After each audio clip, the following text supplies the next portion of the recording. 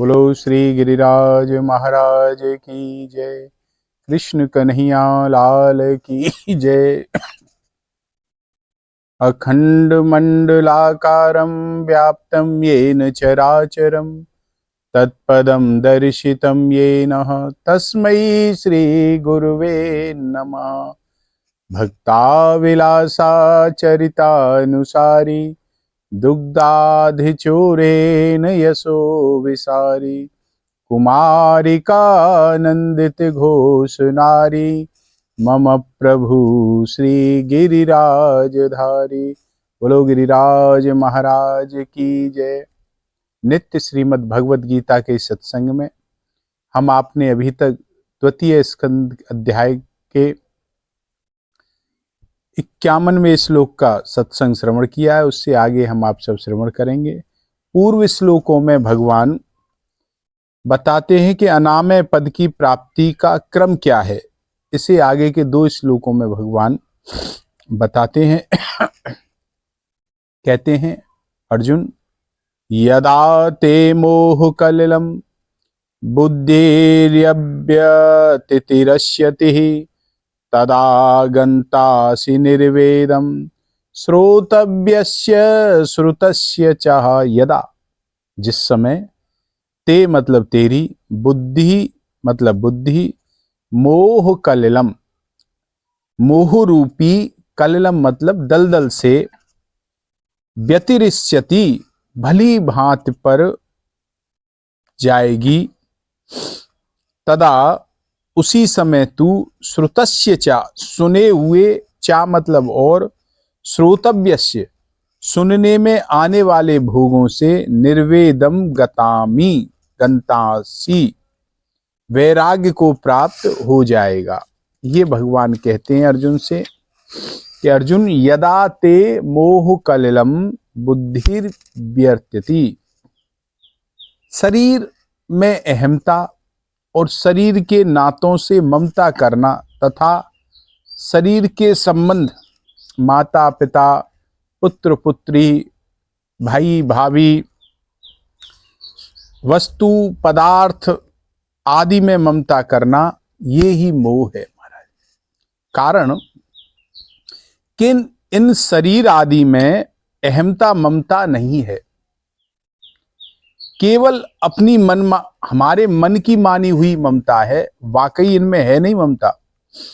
अनुकूलता पदार्थ, वस्तु, व्यक्ति, घटना आदि से प्राप्त होने वाला जो प्रसन्न होना है, और प्रतिकूल पदार्थ, वस्तु, घटना आदि से प्राप्त होने वाला उद्विग्न अर्थात दुख होना, संसार में, परिवार में विषमता, पक्षवात, मत्सर आदि विकार होना, यह सब का सब कलिल मतलब दलदल है महाराज, अर्थात दलदल है।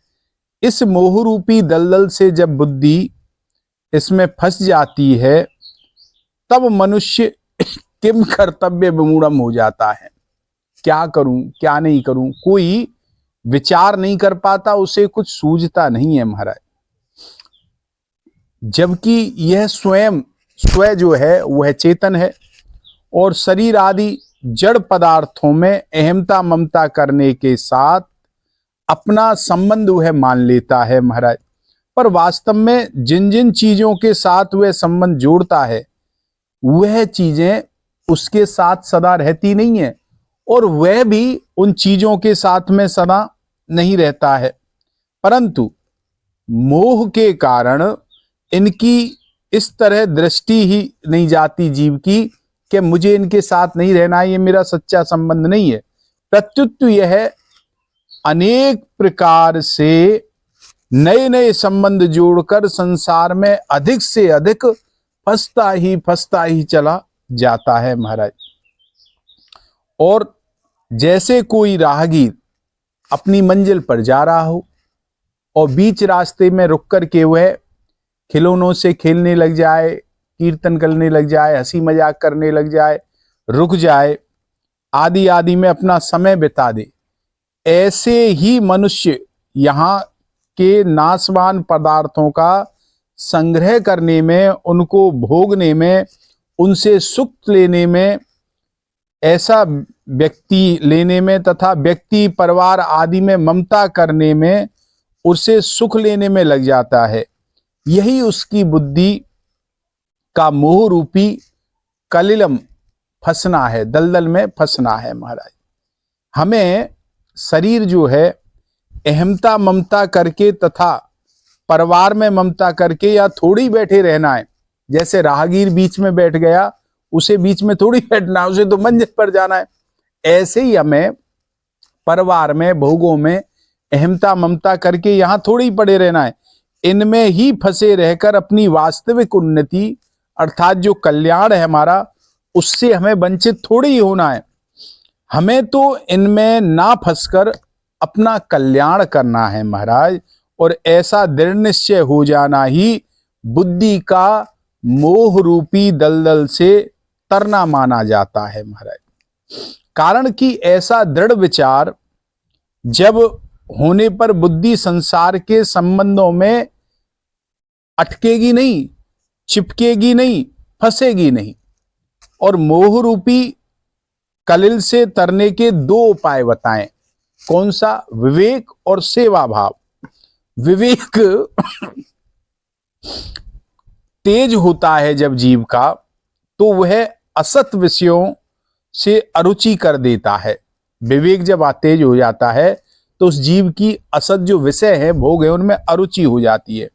मन में दूसरों की सेवा करने की, दूसरों को सुख पहुंचाने की धुन उसे सवार हो जाती है, लगन उसे लग जाती है महाराज।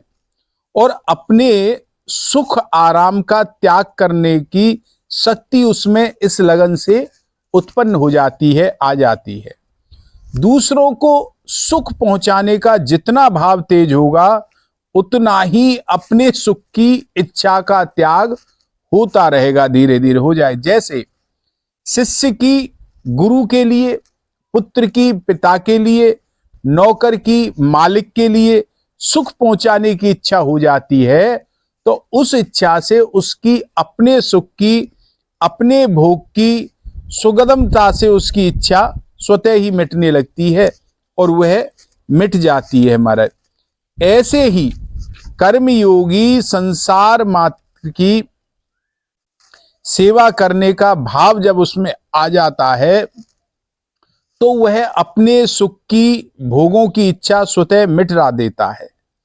अच्छा, विवेक विचार के द्वारा अपनी भोग इच्छा को मिटाने में थोड़ी सी कठिनाई पड़ती है।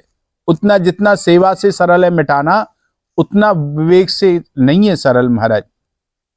कारण कि अगर विवेक विचार अत्यंत दृढ़ नहीं हो, उसमें थोड़ी सी भी कोताही रह जाए, तो वह तभी तक काम देता है जब तक उसे भोग और भोगों के, जब तक भोग सामने नहीं आ जाते। और जब भोग सामने आ जाते हैं तो उनको देख करके साधक प्राय विचलित हो जाता है महाराज। परंतु जिसमें सेवा भाव होता है, उसके सामने बढ़िया से बढ़िया, उत्तम से उत्तम भोग पदार्थ प्रस्तुत कर दिए जाएं, उसके सामने आ जाएं, वह भोगों को अपने लिए नहीं, उन्हें देखकर विचलित नहीं होता, वो भोग पदार्थों को दूसरों की सेवा में लगा देता है महाराज। अतः उसकी अपने सुख की, अपने आराम की इच्छा उसकी सुगमता से सहज ही मिट जाती है। इसलिए भगवान ने सांख्य योग की अपेक्षा कर्म योग को श्रेष्ठ माना है महाराज। एवं कर्म योग जो है वो सुगमता से और जल्दी सिद्धि देने वाला है, यह बताया है। तदा गंतासि निर्वेदम श्रोतव्यस्य श्रुतस्य चाह। मनुष्य ने जितने भोगों को सुन लिया है अथवा भोग लिया है, अच्छी तरह से अनुभव कर लिया है, वे सब भोग यहां श्रुतस्य नाम से पद से अंतर्गत आते हैं। और स्वर्गलोक, परलोक के जो भोग हैं महाराज, वह जो उसने नहीं सुने हैं, जो इस लोक से परे के हैं, ब्रह्मलोक इत्यादि के जितने भोग सुने जा सकते हैं, वे सब यहां श्रोतव्यस्य पद के अंतर आते हैं।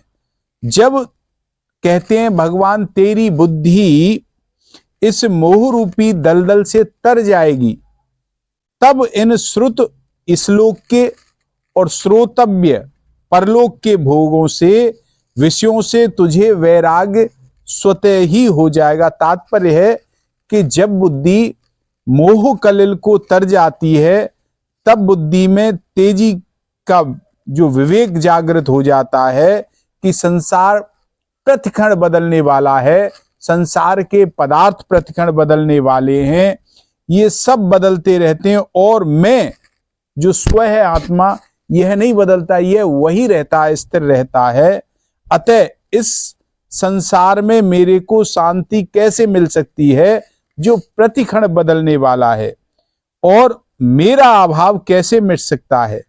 तब श्रुतु व श्रोतव्य जितने विषय हैं, इन सब से स्वतः ही जीव का वैराग्य हो जाता है। महाराज, यहां भगवान ने श्रुतः के स्थान पर भुक्त और श्रोतव्य के स्थान पर भोक्तव्य कहना चाहिए था भगवान को, परंतु ऐसा ना कहने का तात्पर्य है कि संसार में जो परोक्ष और अपरोक्ष विषयों का आकर्षण होता है, वह सब सुनने से ही होता है।